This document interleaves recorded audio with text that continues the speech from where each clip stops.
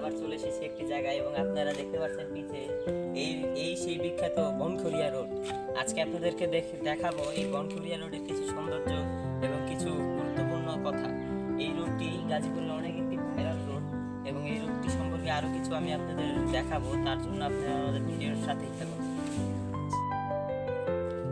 বন্ধুরা, আজকে আমার এই ভ্রমণ সঙ্গী আমার সাথে আছে আমার বন্ধু আবরার।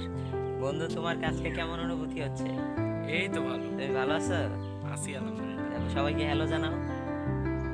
দেখছো, আমার বন্ধু এরকমই একটু হাসি খুশি মানুষ। এবং আরেকটি কথা, আজকে আপনাদেরকে যেই বিষয়টা নিয়ে বলতে আসলাম সেটা হচ্ছে, আজকে আমরা এসেছি গাজীপুরের সেই ভাইরাল বনখড়িয়া রোডে। আপনারা দেখতে পাচ্ছেন আমরা এই পিছন দিয়ে এসেছি এবং আমাদের সামনে আমরা যাব এই দিক দিয়ে। এই সামনে দিয়ে যে দেখতে পাচ্ছেন এই রোডটা, এইটা মূলত হচ্ছে এইটা হচ্ছে রাজেন্দ্রপুর যাওয়ার রোড। আপনারা নিশ্চয়ই যারা গাজীপুর থাকেন বা থেকেছেন, রাজেন্দ্রপুর রোড সম্পর্কে আপনার ধারণা আছে আপনাদের। কারণ এই রাজেন্দ্রপুর রোড, এই রোড দিয়ে কিছু দূর এগিয়ে গেলেই আমাদের সামনে রাজেন্দ্রপুর ক্যান্টনমেন্ট, এবং এটি আমাদের এই গাজীপুরের একটি গুরুত্বপূর্ণ ক্যান্টনমেন্ট এরিয়া। বন্ধুরা দেখতে পাচ্ছেন কি অপূর্ব এক সৌন্দর্য রোড এই বনখড়িয়া রোড। এই রোডের দুপাশেই রয়েছে এরকম বন, এবং সামনের থেকে দেখতে পাচ্ছেন এটি মহিষের গাড়ি আসছে। এই মহিষের গাড়ি কিন্তু বর্তমানে বিলুপ্ত প্রায় একটি জিনিস। আপনাদেরকে আরও কিছু দেখানোর জন্য একটু পরেই আপনাদের সাথে ফিরে আসছি আমি। বন্ধুরা দেখতে পাচ্ছেন এই রোড দিয়ে আমরা সাইকেল চালাচ্ছি। মূলত এখানে বিভিন্ন বাইকাররা আসে ছবি টবি তুলে, যেহেতু এটা অনেক ভাইরাল রোড।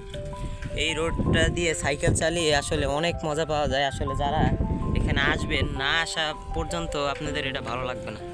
দেখতে পাচ্ছেন রোডের চারিপাশে কি পরিমাণ সুন্দর সুন্দর বাগান, জঙ্গল, বন। এটা আসলে বনখড়িয়া বন, বা এটি রাজেন্দ্রপুরের ভাওয়াল বনের মতো অনেকটা। চলুন দেখতে থাকি সামনের কিছু দৃশ্য এবং মুহূর্ত।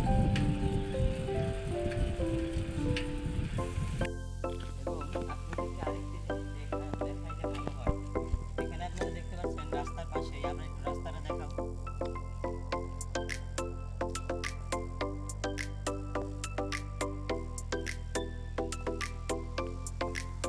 দেখতে পাচ্ছেন রাস্তার ঠিক পাশেই পুরোনো একটি দিয়ে বানিয়ে একটি স্থাপনার মতো লিখে রেখেছে এখানে কিছু কথা।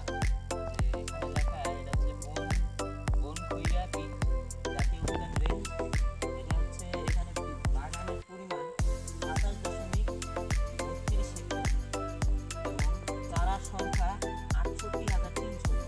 এর মধ্যে জলপাই, জাম, কদম, আমলকি ইত্যাদি, বহেরা, জামরুল, জারুল, বিভিন্ন প্রজাতির বড় বড় গাছ এবং বিভিন্ন কিছু এখানে দেওয়া আছে। সেই মহিষের গাড়ি, যেটা আমরা কিছুক্ষণ আগে পিছে দেখে এসেছি।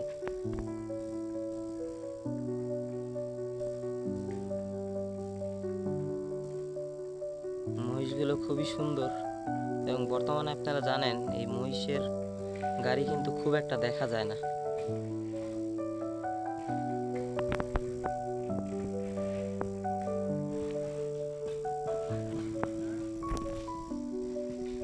দেখতে পাচ্ছেন চলে গেল এদিক দিয়ে মহিষের গাড়িটি তাদের সেই সামনের মেঠো পথ দিয়ে। হয়তো বা সেখানেই তাদের বাড়ি বা কোনো এক থাকার জায়গা। আপনাদের বলে বোঝাতে পারবো না এই জায়গাটা কি পরিমাণ নীরব এবং কি পরিমাণ নীরবতা এটা মানে নিজের ভিতরে রেখেছে। এখান দিয়ে মাঝে মধ্যে কিছু গাড়ি চলাচল করে, যেমন ধরেন আপনারা এই সামনের ক্যান্টনমেন্ট, আমাদের ওই পাশে আরেকটা ক্যান্টনমেন্ট আছে, তাদের যে সৈনিকদের এবং বিভিন্ন অফিসারদের যে গাড়ি চলাচল করে, এই গাড়িগুলো একটু আগেই এখান দিয়ে চলে এসেছে। এবং বিভিন্ন অটো যায়, মানুষ বাইক নিয়ে হুন্ডা রাইডিং করে, বিভিন্ন ভিডিও টিডিও করে।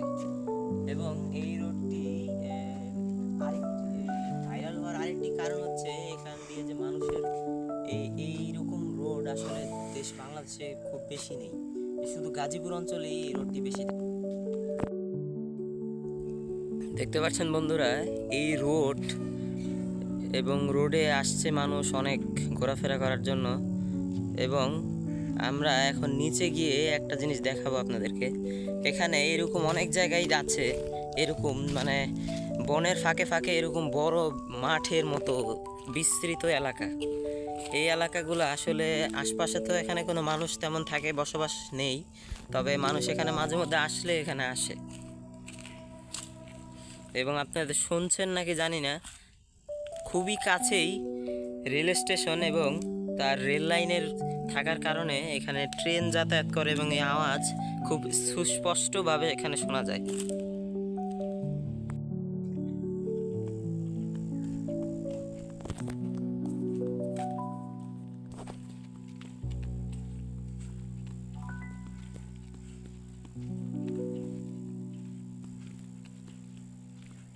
আসলে এই রাস্তায় হেঁটে যে মজা, এটা আপনাদের মানে বলে বোঝানো যাবে না।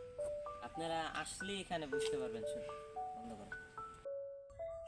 বন্ধুরা, আজকের মতো বিদায় নিতে হচ্ছে, তবে দেখা হবে আবারও কোনো নতুন একটি ব্লগে। এই পর্যন্ত আপনারা ভালো থাকবেন, সুস্থ থাকবেন। সবাইকে জানাই আসসালামু আলাইকুম।